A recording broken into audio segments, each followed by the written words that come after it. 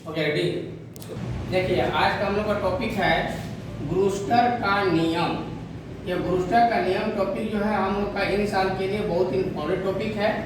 Brewster कहना है किसी माध्यम की सतह पर, कोई भी माध्यम है उसके सतह पर आपतित किरण के ध्रुवण कोण टैंजेंट अपवर्तनांक के बराबर होता है, अर्थात म्यू बराबर tan theta P. Theta P को हम लोग ध्रुवण कोण कहते हैं, यानी कि ध्रुवण कोण को थीटा पी से डिनोट किया जाता है और टैंजेंट मतलब टैन, यानी कि mu equal to tan theta P. अब इसको प्रूव करेंगे।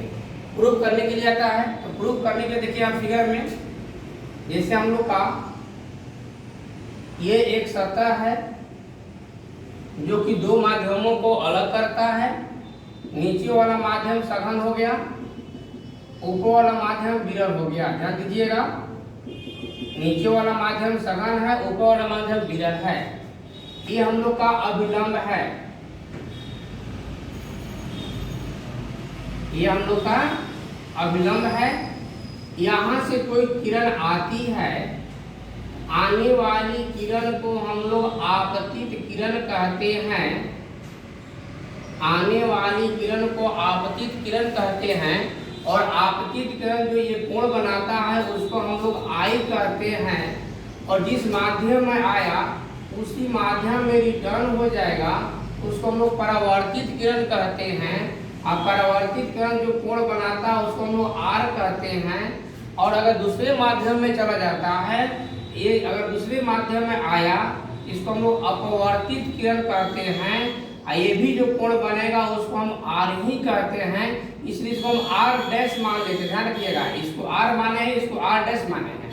और ब्रूस्टर का कहना है, यहाँ पर देखिए लिखे हैं कि जब प्रकाश किरण किसी सतह पर ध्रुवण कोण पर आपतित होती है, यानी कि ये जो आपतित किरण है यह ध्रुवण कोण पर आपतित हो रही है, तब परावर्तित एवं अपवर्तित किरणें एक दूसरे के लंबवत होती है।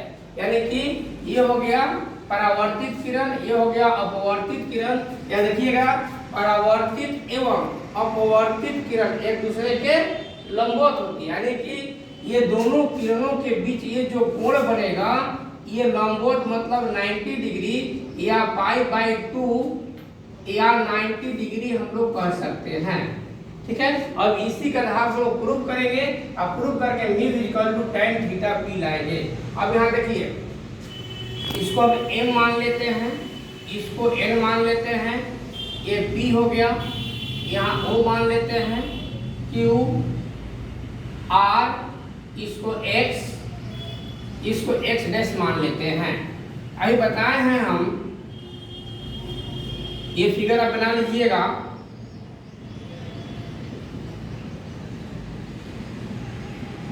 चित्र से बताया है कि ये जो किरण जा रही है ये वाला और ये दोनों के बीच कितना कोण है, 90 डिग्री। लेकिन इसमें देखिए हम लिख सकते हैं कोण R O Q equal to 90 degree, क्योंकि ये ब्रूस्टर कहना है कि परावर्तित किरण अपवर्तित किरण एक दूसरे के लंबवत होती है, यानी कि दोनों का बीच में 90 डिग्री का कोण बनेगा।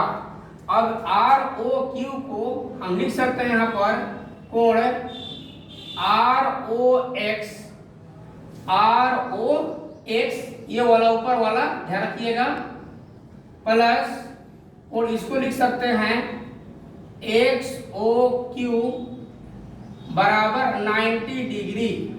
ठीक है, हम पीछे पढ़े हैं, यहाँ लिख देते हैं कि angle I equal to angle R होता है।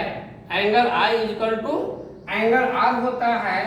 हम लोग मान लेंगे, माना कि angle I equal to angle R equal to theta P, क्योंकि ध्रुवण कोण को थीटा पी से डिनोट किया जाता है। तो ये एंगल दोनों आर ये एक बराबर होता है और ये ध्रुवण कोण पर है, तो दोनों का मान थीटा पी के इक्वल हो जाएगा।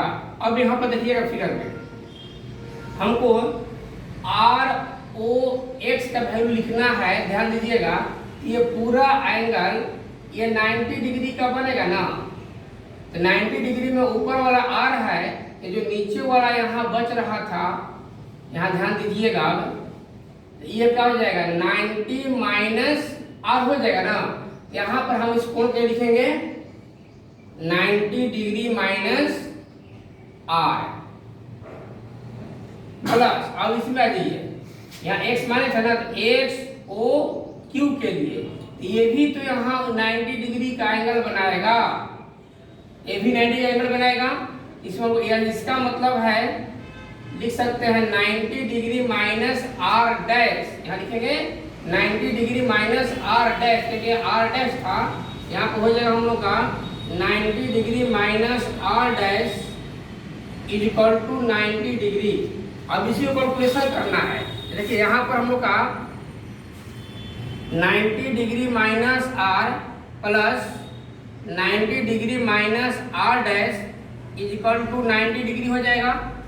फिर यहाँ देखिए 90 90 180 हो जाएगा ना, तो मैं डायरेक्ट कर देते, देखिए ध्यान देखिएगा, angle R minus R dash is equal to 19 ये हो गया, और ये दोनों उस पर जाएगा तो माइनस 180 हो जाएगा।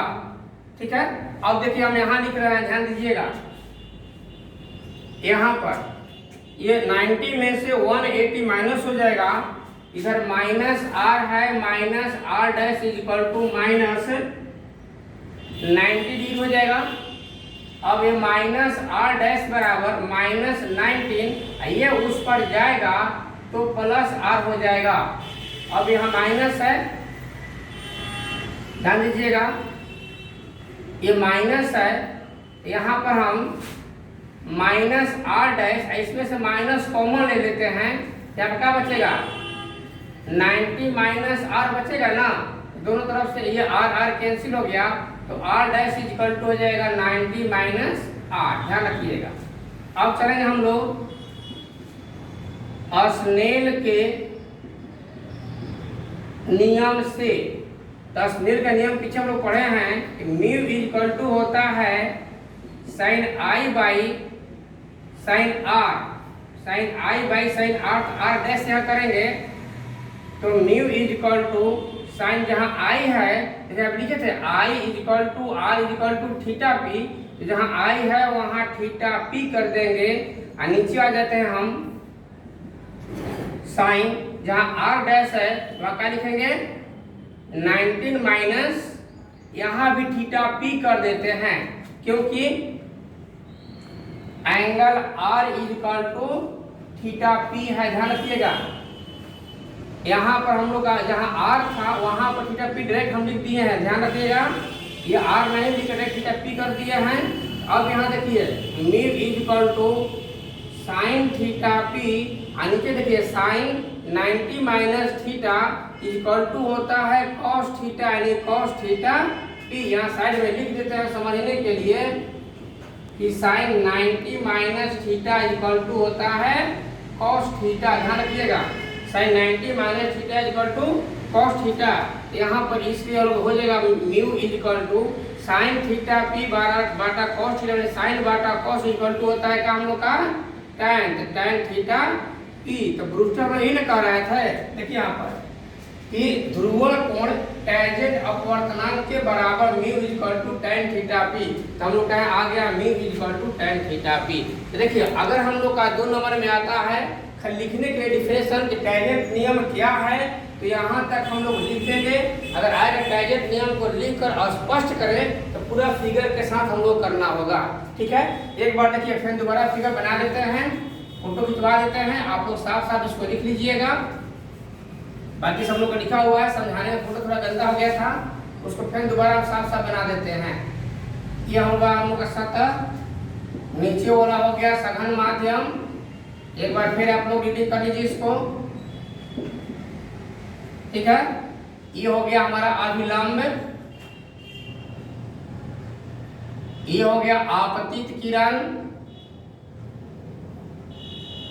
यहाँ जो कोण बना था उसको हम आई माने थे। ये हो गया परावर्तित किरण, ये जो कोण बना था उसको आर माने थे। ये हो गया अपवर्तित किरण, ये जो कोण बना था उसको हम आर डैश माने थे, ध्यान रखिएगा। इसको एम माने हैं, इसको N माने हैं, इसको O माने थे, ये P Q R, इसको X, इसको X डैश माने थे। आइए आप ये परावर्तित किरण अपवर्तित किरण के बीच का ये जो एंगल था इसको माने थे π/2 या 90 डिग्री। ठीक है, इसका साफ साफ फोटो बना लीजिएगा। ठीक है, समझ लीजिएगा, ये हम लोग का इन साल के लिए बहुत इंपॉर्टेंट टॉपिक है। इसको अगर जहाँ पर दिक्कत होगा कमेंट में पूछ लीजिएगा, समझा देंगे। ठीक है, अगर अच्छा लगे तो लाइक कीजिएगा, सब्सक्राइब कीजिएगा। आज इतना ही रहने देते हैं, फिर अगले दिन जो है इससे भी इंपॉर्टेंट टॉपिक है प्रिज्म से संबंधित, वो अगले दिन पढ़ाएंगे। चलिए ठीक है, धन्यवाद।